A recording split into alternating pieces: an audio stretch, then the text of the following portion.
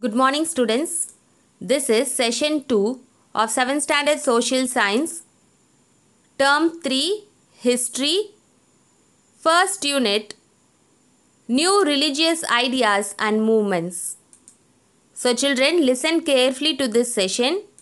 In case of any doubts, make a note of it. We shall be clarified on the day of reopening. So, now let's enter into today's class. So before seeing today's class, in previous video, we have seen that God is omnipresent. That means, omnipresent means God is everywhere. And also, we have seen about the religious movements in South India, mainly about the 12 Alvars, and only one female Alvar is Andal, and the 63 Nayanmars. And also, we have seen about Adi Shankara and his philosophy and Ramanuja and his philosophy. In today's class, we are going to see about the religious movements in North India. So, we are going to see about the religious movement in North India or the Bhakti movement in North India. While dealing with the religious movements of the 14th and 15th centuries in northern India, one has to keep in mind the two very different attitudes which Hindu religious leaders had towards Islam. So, during the 14th and 15th centuries, the Hindu religious leaders, they had two different attitudes towards the religion Islam. And also, one group accepted what was best in Islam. Okay, one group, they accepted the best moral ideas from Islam. The other adopted a few elements in order to prevent conversion to Islam. So, the other group, they adopted few features from the Islam in order to forbid the conversion. And one among them is Kabir. And next one is the Guru Nanak. So, the Kabir and Guru Nanak and other founders of the new sections are included in the first group. So, the first group is those who accepted some features from Islam. So, the Hindu religious movement where they accepted some Islam features. So, the Kabir and Guru Nanak was one among them. And next one is the movement in Bengal was associated with Chaitanya Deva or Chaitanya Mahaprabhu, which belongs to the later tendency. So, later tendency means he adopted certain principles from Islam in order to forbid the conversion to Muslim. Next, we are going to see about the exponents of Bhakti movement. So, some famous religious leaders of Bhakti movement. So, first one is, it was Ramananda who spread the Bhakti ideology in northern India where it became a mass movement. So, Ramananda was the first religious leader who spreaded the Bhakti movement in North India. So, it is Ramananda. And later, Vallabhacharya. So, after Ramananda, Vallabhacharya. So, we are going to see about Vallabhacharya. He is a Telugu philosopher. Vallabhacharya is a Telugu philosopher. He built a temple for Lord Krishna on the Govardhan hills near Madura. So, Vallabhacharya is a Telugu philosopher. He is a follower of Lord Krishna and he built a temple for him near Madura. Next one is Surdas. So, next one is Surdas. He is also a famous religious leader in the North India. So, Surdas was a blind poet and musician. So, he was a blind poet and musician, was associated with this temple as well as that of Agra. His famous collection of poetry is called Sur Sagar. So, Surdas was a blind poet. He is associated with worshipping Lord Krishna and his famous collection of poem is called Sur Sagar. Next disciple is Mirabai. So, the next famous religious leader in North India who took part in the Bhakti movement is Mirabai. So, let's see about Mirabai. Mirabai is the wife of the crown prince of Mewar was an ardent devotee of Lord Krishna. So Mirabai was a worshipper of Lord Krishna. And Mirabai gained popularity because of bhajans. And also she was a disciple of Ravidas. So Mirabai was the disciple of Ravidas and he gained popularity through her bhajans for worshipping Lord Krishna. So next famous religious leader who involved in Bhakti movement in North India is Chaitanya Deva. So Chaitanya Deva, he popularized Krishna worship through ecstatic songs and dancing that had a profound effect on Vaishnavism in Bengal. So he worshipped Krishna through songs and dance. So Chaitanya Deva, he worshipped Krishna through his songs and dance in Bengal. And he was a famous religious leader who took part in the Bhakti movement in North India. And also the next famous religious leader is Tulsi Das. So the next famous religious leader is Tulsi Das. In the 16th century, the Tulsi Das Hindi retelling of the story of Rama in the Ramacharitmanas, the sentiment of friendship and loyalty is stressed. So in 16th century, Tulsi Das, he told the story of, he spreaded the story of Rama in the Ramacharitmanas, which stressed the sentiment, which stressed the moral of friendship and loyalty. The next famous religious leader is Tukaram. So Tukaram, a 17th century saint poet of Maharashtra, is known for his spiritual songs, abhangas or kirtanas, devoted to Vithoba and Avatar of Krishna. So Tukaram, he was a famous poet in Maharashtra. So this name you would have studied in Shivaji lesson. So he was a famous poet in Maharashtra and he worshipped Krishna through kirtanas. And also there is a Vithoba or Panduranga temple at Pandarpur or Pandaripuram in Cholapur district of Maharashtra. What is Chaitanya Deva to Bengal is Tukaram to Maharashtra. So there was a Panduranga temple at Pandarpur or Pandaripuram in Cholapur district of Maharashtra. So Tukaram is the famous poet in Maharashtra. Similarly, Chaitanya Deva is the famous poet in Bengal. So all these religious leaders, they worship their avatars of Krishna, Lord Krishna. Next we are going to see about the Sufism in India. So the religious Sufism movement in India. So the advent of Sufis to India dates back to the Arab conquest of Sindh. So Sufism came into India because of the Arab conquest and also because of the Delhi Sultans. So it gained prominence in the 10th and 11th centuries during the reign of Delhi Sultans. And also Sufism adopted many native Indian concepts such as yogic postures, music and dance. So the religion Sufism, it adopted many Indian concepts like yoga, music and dance. And also Sufism found adherents among both Muslims and Hindus.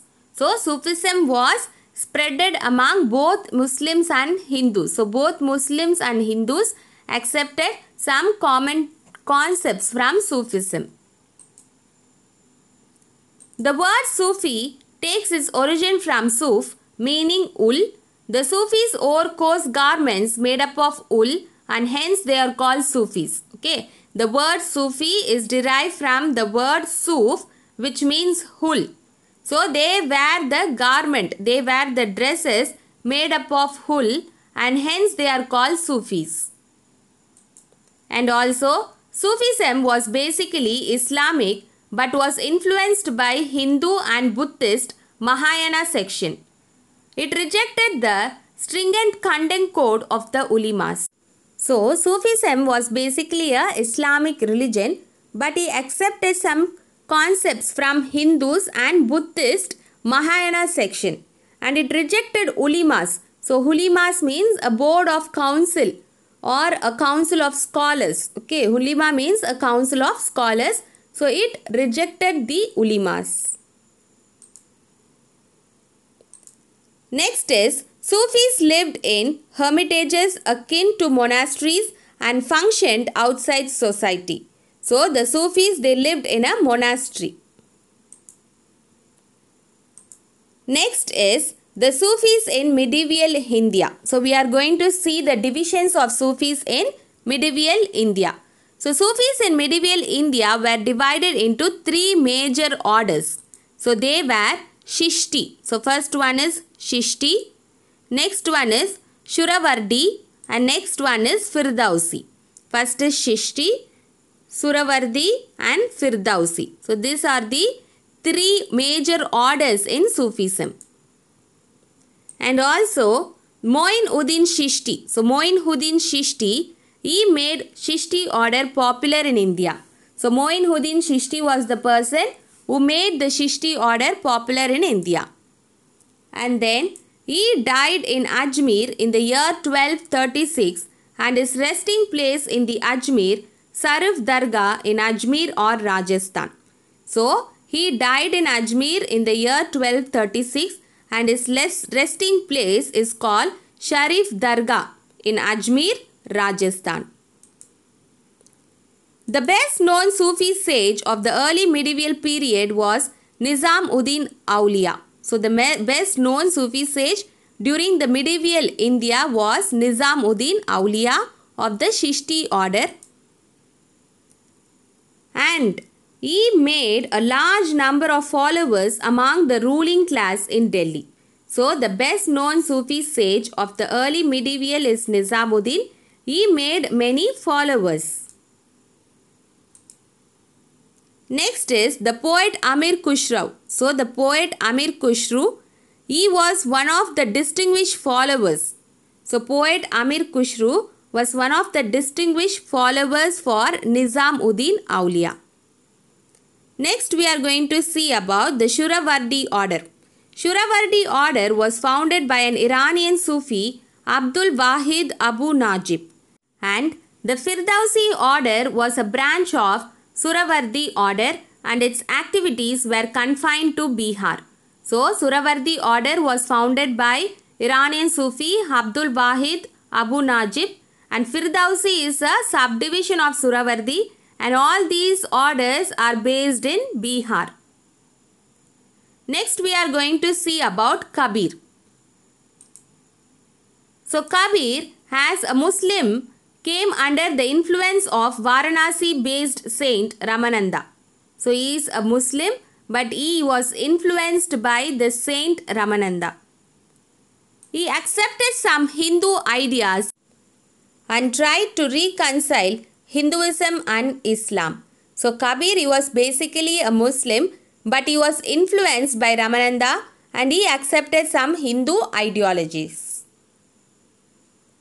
And also, however, it was the Hindus and particularly those of the lower classes to whom his message appealed. So however, his message was appealed to particularly the lower class people.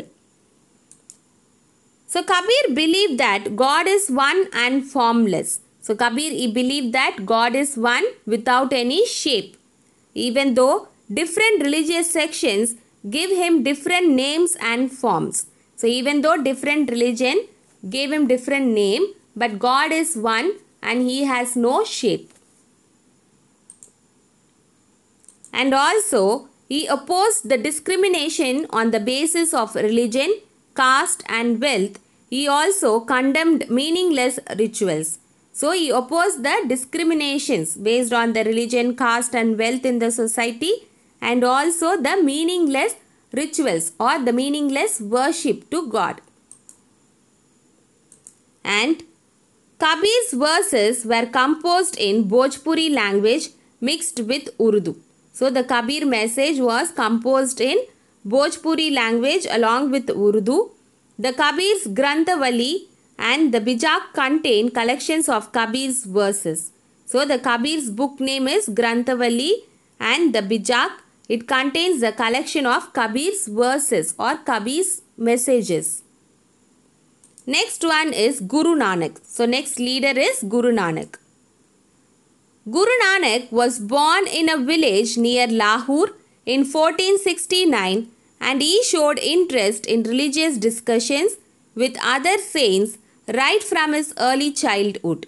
So Guru Nanak, he was born near Lahore and he showed interest in religious affairs right from his childhood.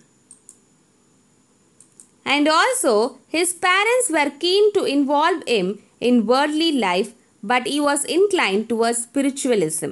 But his parents, they wanted him to lead a worldly life. So, worldly life means to educate and then to get married. But he denied everything and he was interested towards spiritualism, to become a saint. And then he visited many holy places and finally settled in Karatarpur near Lahore. So he visited many places and finally he settled down at Karatarpur near Lahore. And then he died there in 1539. He visited many places and then he died in 1539.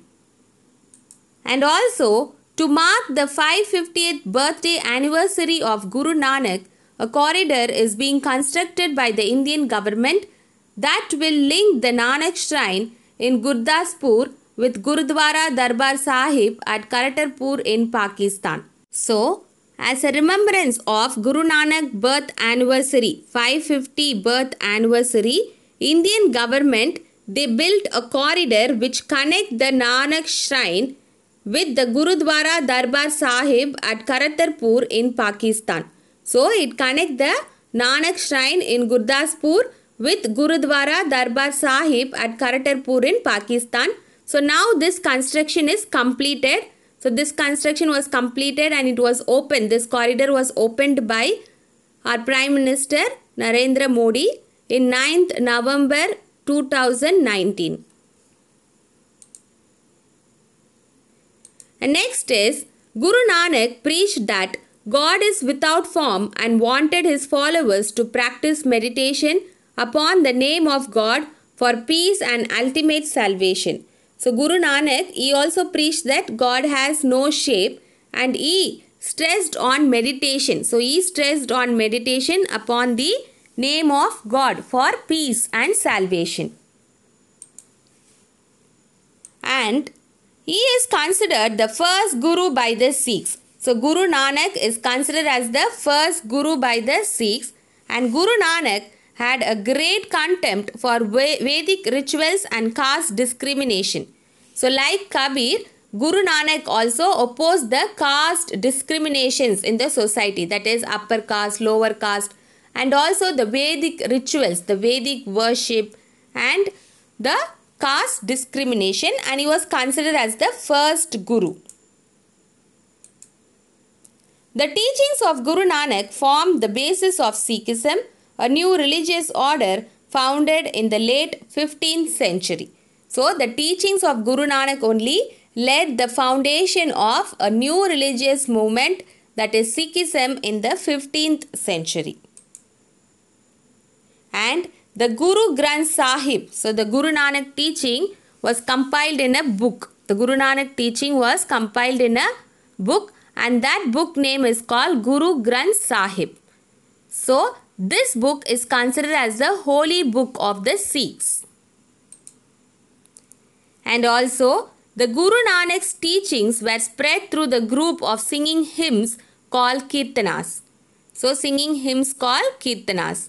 And the devotees or the followers of Sikhism, they gathered in Gurudwaras and also Dharmashalas. So, Dharmashalas means the rest house. And Guru Nanak, he nominated his disciple Lena to succeeded him as the Guru. So, after Guru Nanak, he nominated one of his follower or disciple named Lena to succeed him and to spread the religion. Following this precedent, the successor are named by the incumbent Sikh Guru. So, after him, the successor are named as Sikh Guru. Then, the Guru Gobind Singh. So Guru Gobind Singh, so he is also one of the Sikh Guru. So he made a custom of baptism. So the custom of Pahul or baptism by sweetened water stirred with dagger. So dagger means a knife like this was introduced. So Guru Gobind Singh, he introduced the system of baptism or Pahul by sweetened water stirred with dagger. And also those who got baptized became the members of the disciplined brotherhood known as Khalsa, meaning the pure. So those who got baptized, they become the members of the disciplined brotherhood named Khalsa. So Khalsa means pure. So they will become pure once they get baptized. And also the men were given the title Singh, or it is also called lion. And also every member of the Khalsa had to have 5 distinctive things on his person. So let's see the 5 distinctive things. First one is the kesh or uncut hair. So the member of the Khalsa must have the kesh or uncut hair. And next one is kanga. So kanga or comb. Next one is kirpan. Kirpan or dagger. And then kada. So kada is also called steel bangle. And then kachera. So kachera is called underpants. So these are all the 5 Ks of Sikhism. So a member of Khalsa must have this 5 Ks. Kesh, Kanga, Kirpan, Kada and Kachera. And also after Guru Gobind Singh, the holy book, that is Guru Granth Sahib, is considered as the Guru and its message is spread by the Khalsa. So after Guru Gobind Singh, the book, this holy book is considered as the Guru and the message in the book is spreaded by the followers of Sikhism, that is the Khalsa. So now let's see the impact of the religious or the Bhakti movement. So what is the effect of Bhakti movement in the society? First one is the Vedic Hinduism was regenerated and thus saved from the onslaught of Islam. So the Vedic religion was brought back to the society. And next one is the Islamic tenets, that is the unity of God and universal brotherhood, was accepted. And also Bhakti was a movement of the common people. It used the language of the common people for its devotional literature. So the Bhakti movement, it used the language of the common people. And next one is Bhakti movement opened up space for Indian languages to grow. So mostly the Tamil language. And Tamil was the only ancient Indian language remained vibrant during this period. And also the caste system and social disparities came to be criticized. So even Kabir, Guru Nanak, so they opposed the caste discrimination. So the caste system and social disparities came to be criticized. So children, we have come to an end of today's session. With this video, your history first unit, new religious ideas and movement, is completed. So today's topic are covered in your textbook. So refer your textbook pages from page number 108 to 111. So now it's time for questions. So let's see some evaluation questions. And also in case of any doubts, go through the whole session video once again, or else you can refer your textbook. So let's see some questions. So first one, which is considered as the holy book of the Sikhs? Mirabai was the disciple of whom? Gurudwara Darbar Sahib is situated at which place in Pakistan? Who made Chishti order popular in India? And finally, who spread the Bhakti ideology in northern India and made it a mass movement? So children, try to answer all these questions in the notebook which you are maintaining for social science. So with this video, history first unit, that is new religious ideas and movements, is completed. Thank you.